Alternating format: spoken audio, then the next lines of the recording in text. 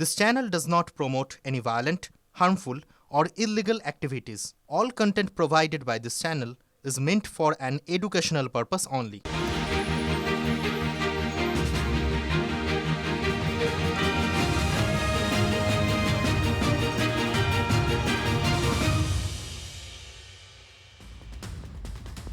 নমস্কার, আমি ঠোঁটকাটা রাজা চট্টোপাধ্যায় আপনাদের প্রত্যেককে স্বাগত জানাই। কান নিয়ে গেল চিলে, চিলের পিছে মরছি ঘুরে আমরা সবাই মিলে। পড়েছেন তো? পুরো কথায় কান দিলে কি হয়, গুজবে কান দিলে কি হয়, বেলডাঙার হিংসা তার জ্বলন্ত উদাহরণ হয়ে থাকলো। একদিন নয়, টানা দুদিনের হিংসা। সম্পূর্ণ একটা মিথ্যার উপর ভর করে আগুন জ্বলল। কত টাকার সম্পত্তি পুড়ে গেল, সরকারি সম্পত্তি, আপনার আমার ট্যাক্সের টাকায় তৈরি সম্পত্তি। তাণ্ডব চলল, মার খেলেন সাংবাদিকরা। দুদিন, একদিন নয়, আমাদের সতীর্থরা মার খেয়েছেন দুদিন পর পর। এই সুযোগে পুলিশ সুপার সাংবাদিকতার জ্ঞান বা পাঠ দিলেন আমাদেরকে। শেষমেশ সেই পুলিশই জানালো আগুন জ্বলেছে সম্পূর্ণ মিথ্যার অনুপ্রেরণায়। আবার বলছি কথাটা, মিথ্যার অনুপ্রেরণায়। সত্যিটা কি জানেন? আত্মঘাতী আলাউদ্দিন বলছে তৃণমূলের বন্ধু সরকারের রিপোর্ট। কেন বলছি তৃণমূলের বন্ধু সরকার? ঝাড়খণ্ডে কিন্তু বিজেপি সরকার নেই। সরকার চালাচ্ছেন সেখানে হেমন্ত সোরেন, তার সঙ্গী কংগ্রেস। মানে এক কথায় ইন্ডিয়া জোট, বিজেপি যাকে ব্যঙ্গ করে বলে ইন্ডি জোট। সে রাজ্যের সরকারি রিপোর্ট বলছে হত্যার দাবি ঠিক নয়, একেবারে বাজে কথা। ঝাড়খণ্ডে খুনই হননি মুর্শিদাবাদের পরিযায়ী শ্রমিক আলাউদ্দিন। যা হয়েছে সেটা স্রেফ আত্মহত্যা। ঝাড়খণ্ডে আত্মহত্যা করেন পরিযায়ী শ্রমিক আলাউদ্দিন শেখ। খুন হননি আলাউদ্দিন, জানালো তৃণমূল সরকারের পুলিশও, মানে মুর্শিদাবাদ পুলিশও জানালো। রাজ্য সরকারের পুলিশ কিভাবে বলতে পারলো বলুন তো? আসলে যেদিন বেলডাঙায় নৈরাজ্য চলছে সেদিন বিমানবন্দরের বাইরে দাঁড়িয়ে মুখ্যমন্ত্রী মমতা বন্দ্যোপাধ্যায় কি বলেছিলেন একবার শোনাই আপনাদের আগে। সংখ্যালঘুদের ক্ষোভটা স্বাভাবিক, আমিও এর জন্য ক্ষুব্ধ। মাইগ্রেন্ট লেবারদের উপর যে অত্যাচার হচ্ছে প্রত্যেকটা কেস আমরা টেক আপ করছি, এফআইআরও হয়েছে প্রত্যেকটা, আমরা অ্যারেস্টও করব। যা করছে সেটা অন্যায় এবং এটা বিজেপি রাজ্যগুলোতে হচ্ছে। প্রথমত ঝাড়খণ্ড বিজেপির রাজ্য নয়, যেটা নিয়ে অশান্তি হয়েছিল, যে মৃত্যুকে কেন্দ্র করে অশান্তি হয়েছিল, এবং সেটা আত্মহত্যা। তদন্ত করতেই ঝাড়খণ্ডের বিশ্রামপুর থানায় যায় মুর্শিদাবাদ পুলিশের একটা দল। আপনারা অনেকেই হয়তো তখন জানতে পারেননি। নেতৃত্বে ছিলেন একজন অ্যাসিস্ট্যান্ট সাব ইন্সপেক্টর, মানে এসআই। তিনি গিয়ে কি দেখলেন? আরে কাকে গ্রেফতার করবেন?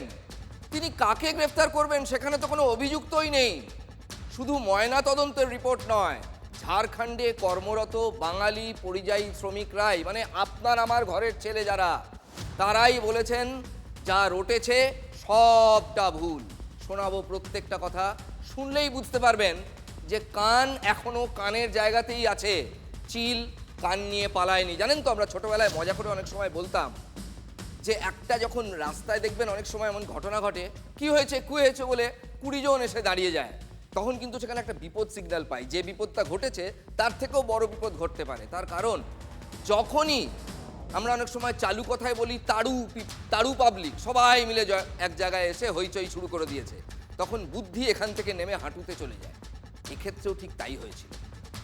না, আমাদের বাঙালি যেটা রটেছে সেটা স্যার একদম সরাসরি গল্লদ। না, আমাদের বাঙালি যেটা রটেছে সেটা স্যার একদম সরাসরি গল্লদ। না, আমাদের বাঙালি যেটা রটেছে সেটা স্যার একদম সরাসরি গল্লদ। এখানটায় তো এসে আমরা তো কোনো কাউরির কোনো মার্ডারের কোনো উপলক্ষ দেখিনি। তার ফাঁসি ছিল, স্যার আমাদেরকে বললো নামাও, নামিয়েছি। ঘুঁটো কুঁকড়ো ছিল, বললো শার্ট করো, শার্ট করেছি। আমাদেরকে যেটুকু হুকুমতি আমরা প্রশাসনের দ্বারাই পেয়েছি সেইটুকু আমরা কাজ করেছি। তাহলে যারা সেদিন নিজেদের অঞ্চলের এত বড় ক্ষতি করলেন, তারা কি এবার কান ধরে রাজ্যবাসীর কাছে হাঁটু কেড়ে নাকখত দেবেন? বলবেন যে অন্যায় করেছিলাম, নিজের ঘরে আগুন জ্বালিয়েছিলাম? বলবেন? সত্যটা জানার আগে কেন আপনারা এই কাজ করতে গেলেন? যারা যারা ছিলেন সবাইকেই বলছি, দল মত নির্বিশেষে বলছি, যারা আলাউদ্দিনের সঙ্গে কাজ করতেন তার মধ্যে একজন এই বৃদ্ধ, তার নাম কাশেম শেখ। তিনিও কিন্তু সংখ্যালঘু একজন ভদ্রলোক। ইনিও পরিযায়ী শ্রমিক, 25 বছর ধরে, মানে সিকি শতক যাকে বলে, ঝাড়খণ্ডে তিনি রয়েছেন। বৃদ্ধ কাশেম শেখ বললেন যা ঘটেছে সবটাই গলদ, পুরোটা ভুল। তাহলে কি প্রশ্ন উঠবে না, খুনের কথা রটালো কারা? খুনের কথা রটালো কারা? বেলডাঙায় অশান্তি হলে লাভ কাদের? এই প্রশ্নগুলো উঠবে। জাতীয় সড়ক স্তব্ধ হয়ে থাকলো, 7 ঘন্টারও বেশি সময় রেলের চাকা গড়ালো না, কত অসুস্থ রোগী আটকে পড়লেন, ট্রেনে পাথর ছোড়া হলো, ওই যে লেভেল ক্রসিং ভেঙে দেওয়া হলো। আরে কার টাকা ভাঙচুর করছেন, কার সম্পত্তি ভাঙচুর করছেন? আপনারই তো ট্যাক্সের টাকায় তৈরি হয়েছে সেগুলো। একেবারে চেনা ছক। মুর্শিদাবাদে ঝামেলা হলে এই ঘটনাগুলো ঘটবেই। মার্কড জেলা হয়ে গেছে মুর্শিদাবাদ। কত ভদ্র মানুষ মুর্শিদাবাদে আছেন, তাদেরও বদনাম হচ্ছে শুধু এই জেলাটার জন্য, শুধু জেলার কিছু মানুষের জন্য। বেলডাঙায় অশান্তি হলে লাভ কাদের? পরিবারের লোকজন অবশ্য এখনো পর্যন্ত খুনের অভিযোগেই অনড়।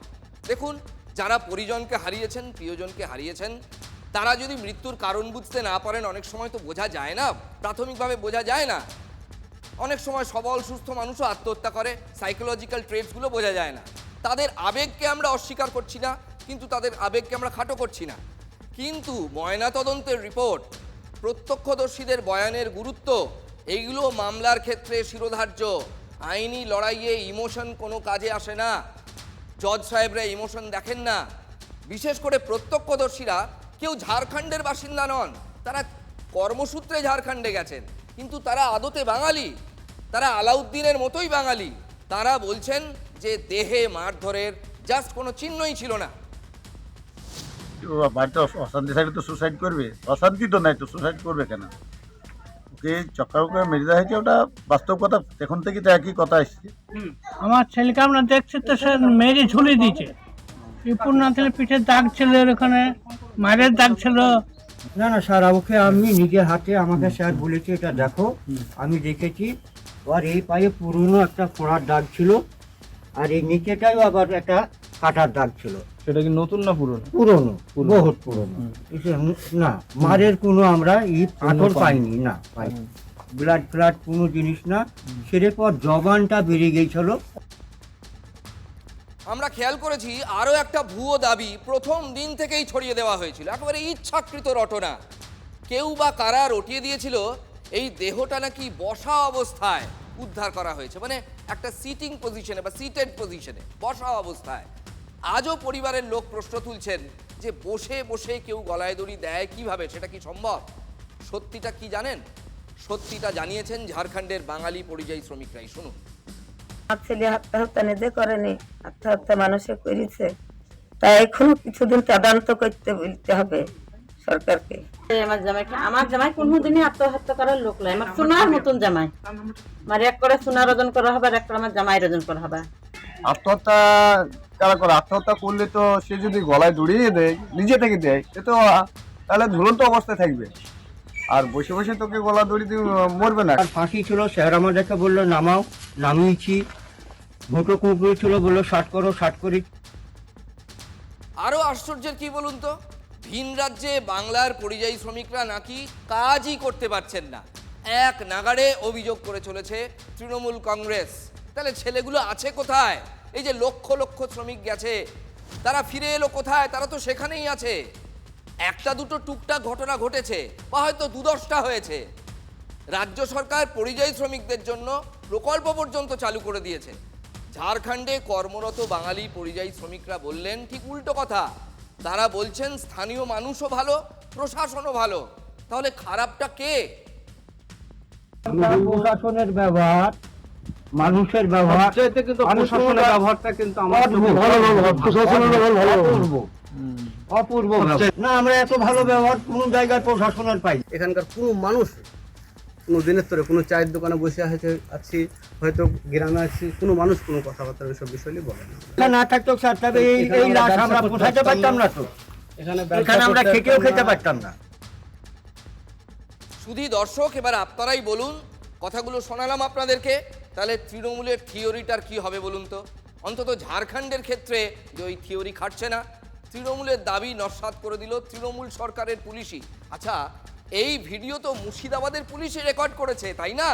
এবার কমন সেন্স অ্যাপ্লাই করুন। রাজ্যের শাসক দলের দাবি মুখ থুবড়ে পড়তে পারে এমন কোনো ভিডিও বাইরে আনার যে পারমিশন, সেটা মুর্শিদাবাদের পুলিশ সুপার কেন দিলেন?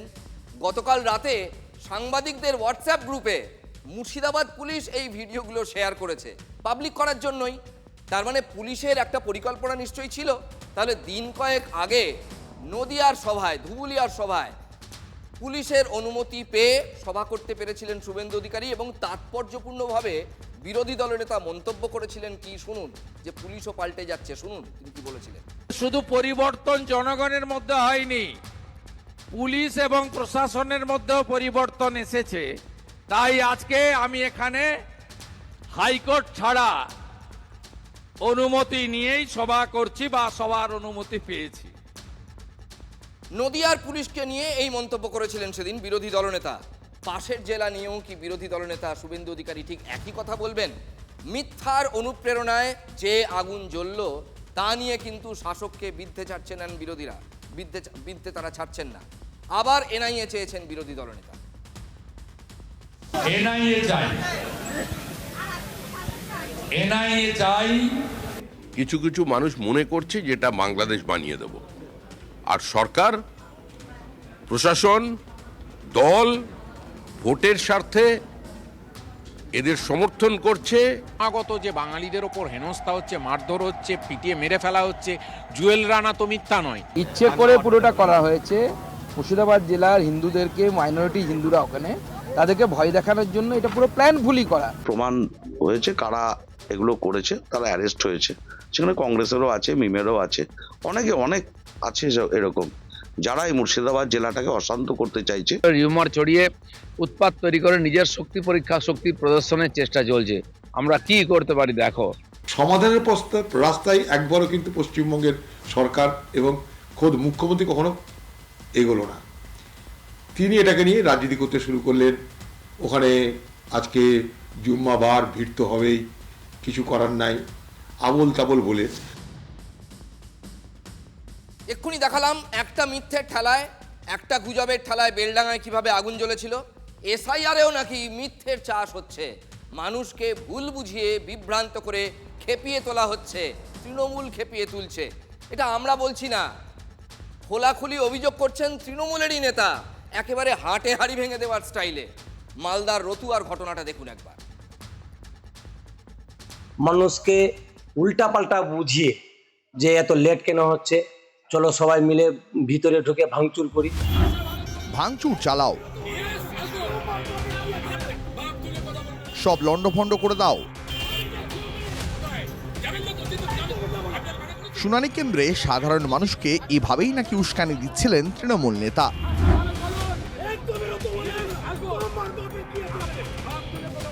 এইসব দেখে দলের নেতাকে রীতিমতো পাকড়াও করেন তৃণমূলেরই আর এক নেতা। তারপর একে অপরের দিকে কার্যত তেড়ে যান দুজনে।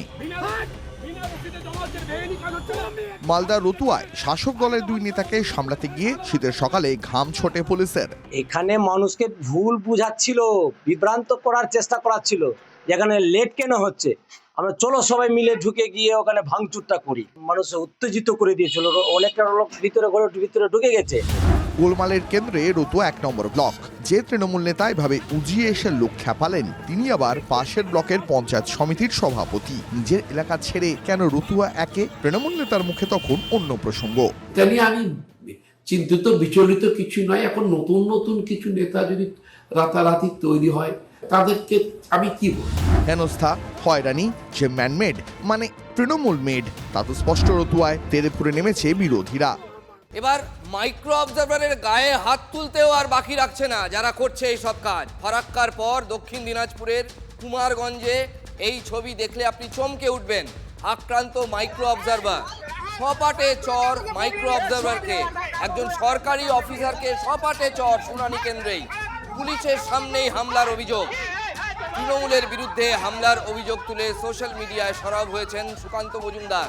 উত্তেজনা ছড়াতেই তড়িঘড়ি বন্ধ করে দেওয়া হয় কুমারগঞ্জের বিডিও অফিসের গেট। বাড়তি বাহিনী আনা হয় বিডিও অফিসে। ঘটনার পর থেকেই আতঙ্কে মুখে কুলুপ আক্রান্ত মাইক্রো অবজারভার দিব্যেন্দু গড়াইয়ের। এরপর তারা কি কাজ করতে পারেন?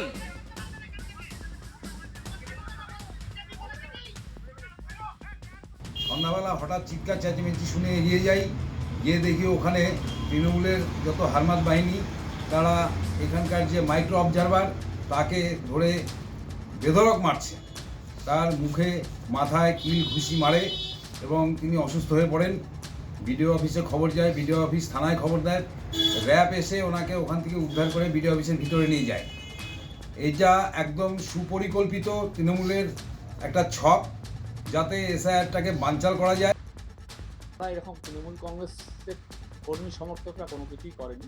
সাধারণ মানুষ ওনার উপর দীর্ঘদিন ধরে ক্ষেত্র, উনি যতদিন থেকে ওখানে বসেছেন মানুষের সঙ্গে দুর্ব্যবহার করছেন, তাই আজকে মানুষের সঙ্গে বচসা হয়েছে। উনি ভয় পেলে আমাদের কী করা যায়, মানে সাধারণ মানুষদের কী করা যায়? ভিডিও দেখাতে পারবেন, মারধর করা আছে, বচসা হয়েছে, যেভাবে দুর্ব্যবহার করছে। সরস্বতী পুজোর দিন মানে গতকাল ময়নাগুড়ির আমগুড়ি রামমোহন কোয়েড স্কুলে ঢুকে একটা যুবক, ইয়াং ছেলে, সে প্রচণ্ড বেয়াদবি করে এবং ফিল্মি কায়দায় গাড়ি নিয়ে ঢুকে স্টান্টবাজি করতে গিয়ে কুপকাত হয়ে যায়। দলবল সমেত হঠাৎ গাড়ি নিয়ে স্কুলে ঢুকে পড়ে ওই যুবক। চলন্ত গাড়ির বনেটে শুয়ে স্টান্টবাজি করতে চেয়েছিল সে, তাল সামলাতে না পেরে চলন্ত গাড়ি থেকে মাটিতে ছিটকে পড়ে যায়, কোনো ক্রমে প্রাণে বেঁচে যায়। ওই দৃশ্য দেখে আতঙ্কিত হয়ে পড়ে পড়ুয়ারা। স্কুলে কিভাবে গাড়ি নিয়ে ঢুকে পড়লো ওই যুবক, অভিভাবকরা এ নিয়ে এখন চেঁচামেচি করছেন। গাড়িটা মানে হুট করে ভিতরে ঢুকে যায়, কারণ গেটম্যান ছিল, গেটম্যান একটু ভিতরে ব্যস্ত ছিল, সেই সুযোগে ঢুকে দুই এক চক্কর নাকি মাঠে মারে। আর সামনেও একজন ছিল, কিন্তু তখন যে শিক্ষকরা ছিল, কয়েকজন ছিল, তারা অত্যন্ত দায়িত্ববান, তারা ধাওয়া করছিল কিন্তু পালিয়ে যায়।